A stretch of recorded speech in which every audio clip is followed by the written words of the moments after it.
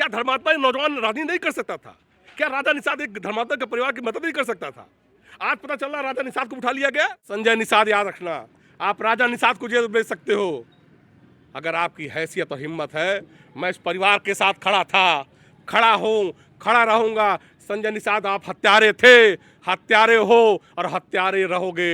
आप योगी की अदालत में बच सकते हो, लेकिन निषाद समाज की अदालत में, मानवता की अदालत में, इंसानियत की अदालत में आप मुलजिम हो। इसके लिए अगर मेरी कुर्बानी होगी तो भी हंसते हंसते। निषादों की हत्यारा है समाजवादी पार्टी, फूलन देवी के हत्यारे हैं समाजवादी पार्टी, जमुना निषाद के हत्यारे हैं समाजवादी पार्टी। सोशल मीडिया पर वायरल भी हो रहा है, आपकी क्या प्रतिक्रिया रहेगी? अब वो नासमझ आदमी है। वो आदमी वास्तव में जैसे होता ना कि मंत्री बनने के बाद उसको कुछ दिख ही नहीं रहा है। उसके सिर्फ 3 बेटे और बीवी के अलावा कोई दिखता नहीं है। विष्णु प्रभाकर गांव वाले रिपोर्टर का आप सभी को नमस्कार है। राजा निषाद के खिलाफ एक मामले में मुकदमा लिख गया है। वही राजा निषाद जो धर्मात्मा निषाद के प्रिय मित्र, और आज मैं धर्मात्मा निषाद के ठीक घर के सामने हूँ। पीछे उनका ब्रह्मभोज कार्यक्रम चल रहा है। तमाम लोग, राजनीतिक लोग, सामाजिक लोग उनके परिवार में संवेदना व्यक्त करने आ रहे हैं। राजा निषाद का जिक्र इसलिए कर रहा हूँ कि राजा निषाद का एक पोस्ट वायरल हो रहा है कि उन्होंने कहा है जो मुकदमा मेरे खिलाफ लिखा गया है उसके जिम्मेदार संजय निषाद हैं, बल्कि यह भी जिक्र किया है कि अगर मेरे साथ कुछ भी घटना होती है तो उसके जिम्मेदार सिर्फ और सिर्फ संजय निषाद हैं। तो मेरे मन में एक सवाल और आ गया है, क्योंकि इस पूरे प्रकरण पे 2 लोग का चर्चा खूब रहा है। पहला नाम राजा निषाद और दूसरा नाम अमित चौबे। तो राजा निषाद के खिलाफ मुकदमा लिख गया, क्या अगला नंबर अमित चौबे का है? विष्णु जी, सबसे पहले मैं बहुत धन्यवाद देता हूं कि आप इस लड़ाई में, धर्मात्मा निषाद की लड़ाई में शुरू से मेरे साथ आप पूरी मीडिया की ताकत, विष्णु प्रभाकर गांव वाले रिपोर्टर ने पूरी ताकत से मौजूदगी से उठाया है। और रही बात मुकदमे की, तो समाजवादी पार्टी कभी मुकदमों से नहीं डरती और खासकर अमित चौबे नहीं डरता है। अमित चौबे का इतिहास आप जान लीजिएगा कि मैं पूंजीवाद और मैं दबंग लोगों से लड़ के राजनीति करता हूँ।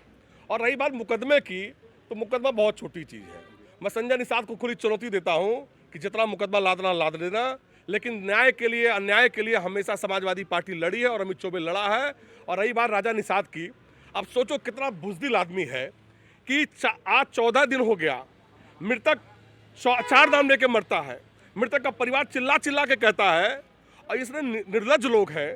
जिस धर्मात्मा ने 10 साल अपना दिया, खून पसीना दिया, और सरकार के दबाव में, संजय निषाद के दबाव में कलेक्टर और एसपी ने 3 मुलजिम को बरी कर देता है। और चौथा मुलजिम सोशल मीडिया पे बाबूजी संजय निषाद का गुणगान गा रहा है, उनकी गाड़ी चला रहा है। चौथा मुलजिम भी खुलेआम घूम रहा है। क्या योगी जी का रामराज ये है? विष्णु जी, तकलीफ होती है, अफसोस होती है। क्या नैतिकता मर चुकी है, संविधान मर चुका है कि मरने वाला चिल्ला के कहता है कि इनकी वजह से मैं मरा हूं। उन 3 पिता पुत्र का नाम भाजपा की सरकार में निकाल दी जाती है। चौथा आदमी खुलेआम घूम रहा है। और जिस राजा निषाद ने, मैं उस राजा निषाद को मैं साधुवाद करता हूं कि जितनी हिम्मत से धर्मात्मा के परिवार के साथ अन्याय की लड़ाई लड़ा था। देखिए आज जानकारी आ रही है कि पुलिस ने राजा निषाद को उठा लिया। आप बताओ कि क्या संजय निषाद इस पृथ्वी पे जुल्म और अत्याचार करने के लिए मंत्री बनाया गया है? क्या निषाद समाज के नौजवानों को भविष्य को रोकने के लिए मंत्री बनाया गया है? क्या धर्मात्मा नौजवान राजनीति नहीं कर सकता था? क्या राजा निषाद एक धर्मात्मा के परिवार की मदद नहीं कर सकता था? आज पता चल रहा राजा निषाद को उठा लिया गया। क्या आपको लगता है ये पूरा जो राजा निषाद के साथ मामला है ये पूरा राजनीतिकरण है?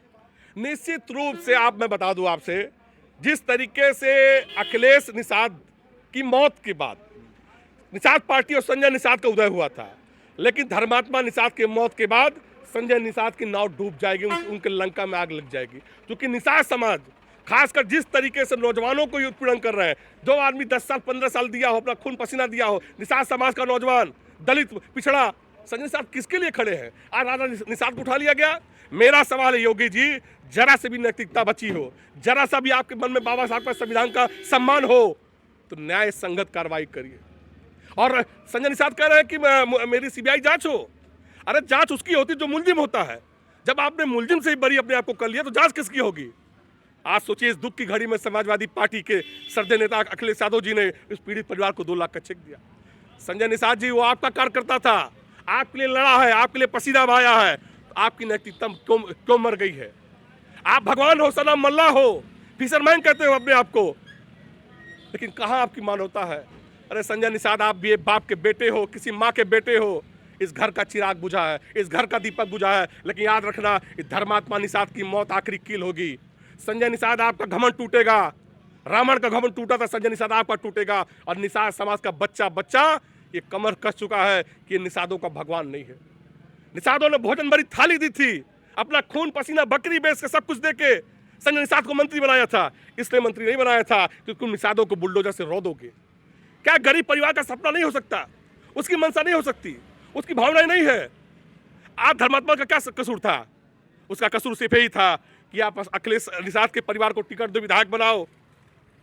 संजय निषाद जी, 16 टिकट आपने निषाद पार्टी के विधायक हो। अगर मैं आपके जगह होता, भले मेरे ऊपर आरोप लगता, मुलजिम होता, कम से कम अपने विधायकों से कहता कि निषादों के वोट पे बाबू साहब पंडित जी लोग विधायक बने हैं निषाद पार्टी के निशान पर, आप जाओ उस परिवार को 10-10 लाख की मदद करो। हो सकता है वो परिवार माफ कर देता। और शर्म की बात, अफसोस देखिए, जिला अधिकारी ने जो पीड़ित परिवार से कहा था कि जमीन देंगे, नौकरी देंगे, अब तक जिला प्रशासन से कोई भी व्यक्ति यहां पे नहीं आया, कोई नहीं आया है। विष्णु जी, चूंकि आप जड़ित मुद्दों को लेकर आते हैं, समाज में एक क्रांति लेके आए हैं। जो आदमी ये कहता है कुंभ में भगदड़ मच गई, कहता है चील को, गिद्ध को लाश दिखेगी और सुअर को गंदगी दिखेगा, आखिर वही योगी जी आके कूड़ा उठाए ना। कल एक वीडियो संजय निषाद का सोशल मीडिया पे वायरल हो रहा, ताकि आप समाजवादी पार्टी से ताल्लुक़ रखते हैं तो एक सवाल आपसे भी, उन्होंने सीधा जो है आरोप लगाया है कि निषादों की हत्यारा है समाजवादी पार्टी, फूलन देवी के हत्यारे हैं समाजवादी पार्टी, जमुना निषाद के हत्यारे हैं समाजवादी पार्टी। सोशल मीडिया पे वायरल भी हो रहा है, आपकी क्या प्रतिक्रिया रहेगी?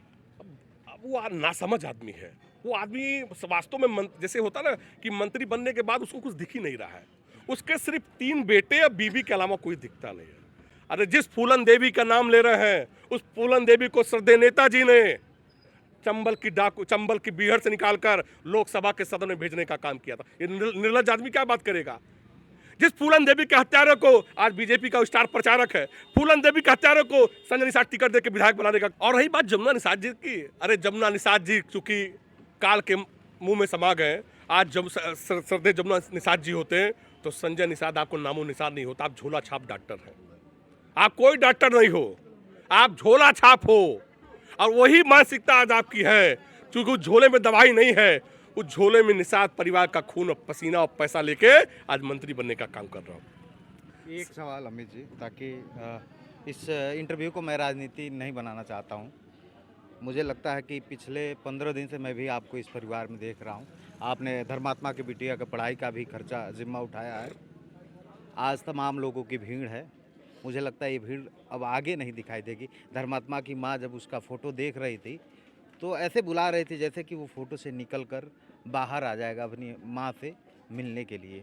बड़ा भावुक पल था मेरे लिए, खुद भी मेरे मुंह से ज़ुबान नहीं था, शब्द नहीं था कि मैं क्या बोलूं।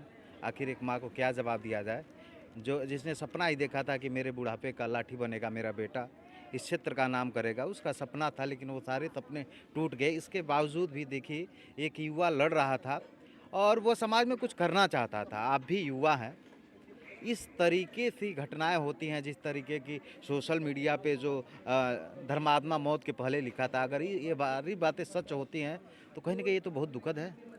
विष्णु जी, निश्चित रूप से आपने कहा कि आज ये भीड़ जो आई है, आज के बाद भीड़ नहीं आएगी। और देखिए, धर्मात्मा निषाद की कमी कोई पूरा नहीं कर सकता। उस माँ की आंखें, उस माँ का दिल, उस माँ के ममता, जिसने 9 महीना अपने कोख में पाला हो, जिसका बच्चा गरीब मड़ई से निकल के नाम कमाया हो, जिसका बच्चा, जिस संजय निषाद को भगवान माना था।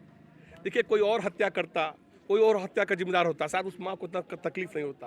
लेकिन जिस संजय निषाद को निषाद समाज ने भगवान माना था, जिस धर्मात्मा ने अपने परमात्मा को संजय निषाद के अंदर देखा था, अब धर्मात्मा हमारे बीच में नहीं है। लेकिन मानवता जिंदा होना चाहिए, इंसानियत जिंदा होना चाहिए। विष्णु जी, मेरी विधानसभा नहीं है और जिस दिन से घटना घटी है, अमित चौबे लगातार इस परिवार के संपर्क में है। मैंने उस फूल जैसी बेटी को गोद लिया और मैं आपसे बता दूं, ये चुनावी मंच नहीं है, चुनावी सभा नहीं है, चुनावी घोषणा नहीं है। ये अमित चौबे अपने पास से, क्योंकि मेरे अंदर मानवता जिंदा है, मेरे अंदर इंसानियत जिंदा है, और इंसानियत के नाते मैंने उस बच्ची को गोद लिया है। शायद भीड़ चली जाएगी, हर महीने में एक बार अमित चौबे इस परिवार का सुध लेने आएगा। वो बेटी जब पढ़ने लायक होगी, उस बेटी को मैं सबसे अच्छे स्कूल पनियारा के स्कूल में पढ़ाऊंगा। ना मेरे जात है, ना मेरे बिरादर है, ना मेरे वोटर है, ना मेरी विधानसभा है। सिर्फ इंसानियत, चूंकि नेताजी कहते थे समाजवाद इंसानियत का प्रतीक है, समाजवाद मानवता का प्रतीक है, समाजवाद विचारधारा है, बाबा साहब का संविधान का विचारधारा है। और हमने नेताजी को देखा है, नेताजी ऐसे नहीं बनते हैं। नेताजी किसानों की आवाज़ थे, मजलूमों की आवाज़ थे, गरीबों की आवाज़ थे, सैनिकों की आवाज़ थे, महिलाओं की आवाज़ थे। हमने उनको देख के सीखा है। लेकिन संजय निषाद इतना याद रखना, मैं आज इस मिट्टी से कह के जा रहा हूँ, धर्मात्मा निषाद की मिट्टी घर के सामने इस मिट्टी की कह के जा रहा हूँ, मिट्टी की कसम खा रहा हूँ, धर्मात्मा निषाद की मौत आपकी आखिरी कील होगी। और संजय निषाद याद रखना, आप राजा निषाद को जेल भेज सकते हो, अगर आपकी हैसियत और हिम्मत है। मैं इस परिवार के साथ खड़ा था, खड़ा हूँ, खड़ा रहूँगा। संजय निषाद आप हत्यारे थे, हत्यारे हो और हत्यारे रहोगे।